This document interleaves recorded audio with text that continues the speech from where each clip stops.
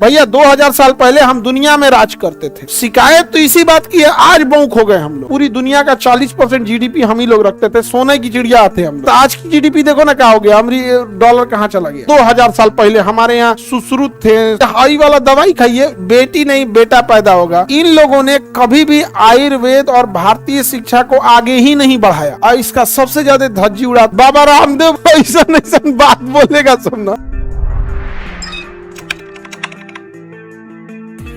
वैज्ञानिक दृष्टिकोण अपनाना। कौन सा दृष्टिकोण अपनाना? वैज्ञानिक दृष्टिकोण अपनाना। और इसका सबसे ज्यादा धज्जी उड़ाता है सब भारत में। लोबान सूंघिए 3 गो आंख निकल जाएगा।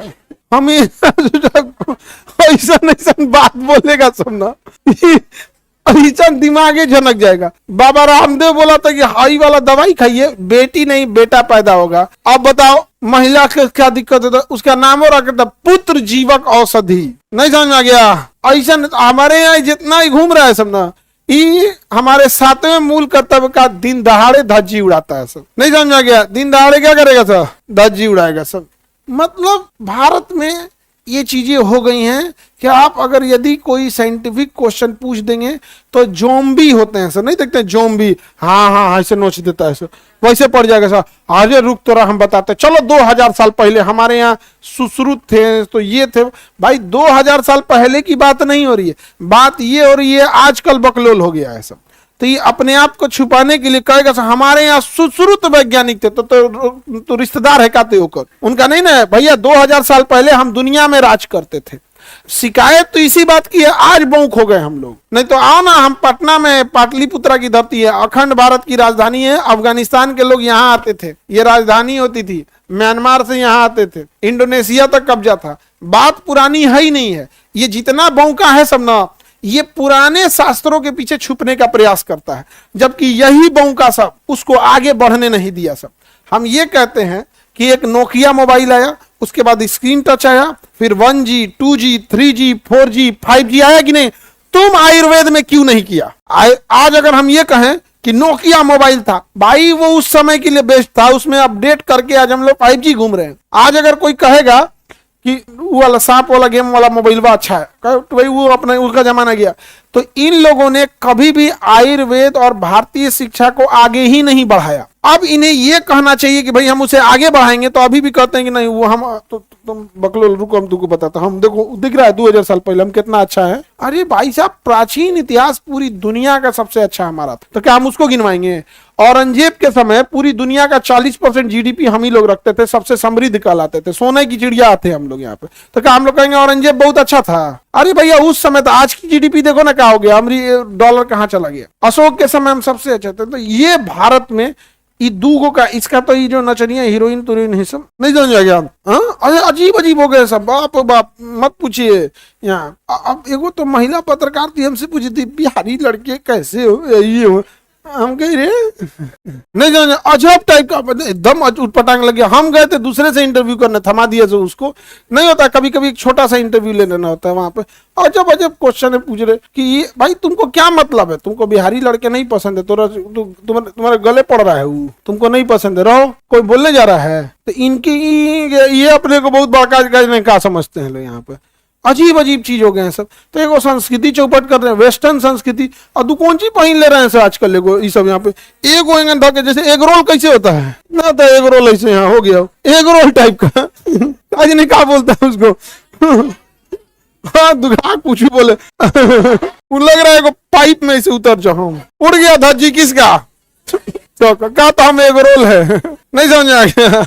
वैज्ञानिक दृष्टिकोण को हमारे यहाँ कोई अपना रहा है आजकल, उसको अजीब नजर से देख रहा है सब यहाँ पे। और पर्यावरण वन्य जीवों की रक्षा करना है, हालांकि इसकी तो रक्षा हो जाती है हमारे यहाँ। देखिए वन्य जीव की रक्षा हो जाती है हमारे यहाँ, पर्यावरण और वन्य की रक्षा नहीं होती। अभी भी देखिए टाइगर वगैरह सुरक्षित है सब यहाँ, समझा क्या?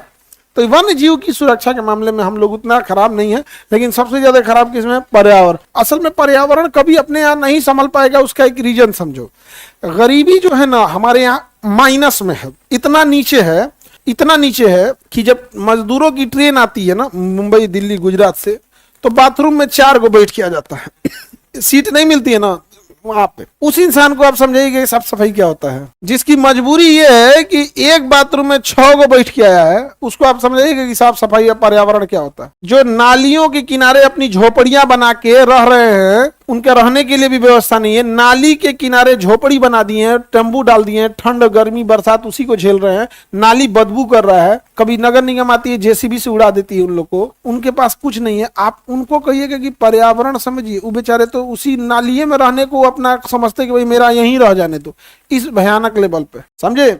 जिस दिन वो थोड़ा ठीक ठाक हो जाएगा, अपना पहला घर बना लेगा रहने लायक, भले उसमें प्लास्टर ना हो लेकिन रहने लायक ठीक बनाएगा, उसकी अगली पीढ़ी जब आएगी तो अपने घर में टाइल्स मार्बल लगाएगी। किसके टाइल्स घर मार्बल के घर वाले में तुम देखोगे कचरा फैला हुआ है? नहीं। तो सबसे भयानक चीज होती है गरीबी। और कहेगा सब गंदगी है, गंदगी। अरे तुम्हें जिसे गंदगी बोलते हो ना, वो बेचारे वही जगह पे बेचारे उनकी इतनी मजबूरियां रहते हैं। जानवर को बुझाता है गंदगी है, जानवर से तनिए सा डिफरेंस हो जाता है एक बेचारे गरीब की जिंदगी, बहुत सताता है लोग उसको, नहीं समझे। आना वाना में जाओगे ना तो गरीब आदमी नीचे बैठता है, कुर्सी रहता है उसका हिम्मत नहीं होता ऊपर बैठ जाए, समझ रहे हैं। तो हमारे यहाँ पर्यावरण गंदगी का एक बड़ा कारण ये है, अत्यधिक गरीबी, अत्यधिक गरीबी। व्यवस्था ही नहीं है। जैसे मान के चलिए कोई गरीबी है, 1-2 गाय पाला हुआ है, समझे, तो ज्यादातर लोग गरीबी में पाले हैं, कुछ लोग शौकिया पाले हैं ज्यादा। अब घर से कोई कचरा निकलेगा, उसके घर डस्टबिन नहीं हो, वहीं साइड में इसे रख देगा, सब्जी काटा साइड में रख दिया, रोटी बचा साइड में रख दिया, ये साइड में रख दिया, क्या तो गाय खाएगी। भैया प्रॉपर उसके पास क्या है, हाइजीन मेंटेन करने के लिए क्या रखेगा? कोई जाके देखेगा अरे ऐसे है यार, भाई वो डस्टबिन उसको आएगा कि काली यार, वही थोड़ा ठीक ठाक आ जाएगा, थोड़ा स्टैंडर्ड हो जाएगा, फर्स्ट क्लास बना देगा, नहीं बनाएगा। तो हमारे यहाँ गरीबी, जब किसी भी देश में जरूरत से ज्यादा गरीबी रहेगा, पर्यावरण का कोई ध्यान नहीं देगा। अपन घर में खाए को ठीक नहीं, पर्यावरण का हमरा का मतलब ओजोन फट जाए क्या बोलेगा ये गरीब आदमी। तो ये 7वां वाले में तो अलग लेवल है।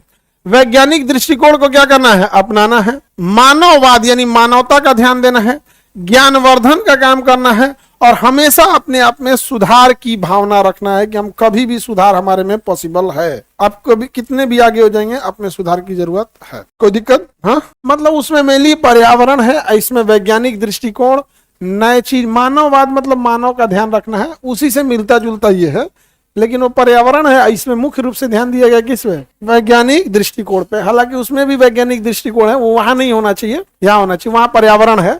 और यहाँ क्या है, मानववाद। मानववाद माने मानव पे ध्यान दीजिए, न कि मानव के धर्म, न ही मानव की जाति। अपने यहाँ मानववाद नहीं, अपने यहाँ जातिवाद है अपने यहाँ क्या है, जातिवाद।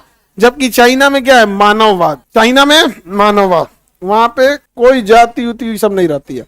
और वहां रूल है कि अगर आपको राजनीति में आनी है तो आपको अपना धर्म और हम अपने घर में रखना होगा। ना आप कभी किसी पब्लिक प्लेस पे धार्मिक जगहों पे भाग लेंगे, ना कोई धार्मिक बयान देंगे, आप केवल देश के बारे में सोचिएगा। समझ में आ गया कि नहीं आ गया।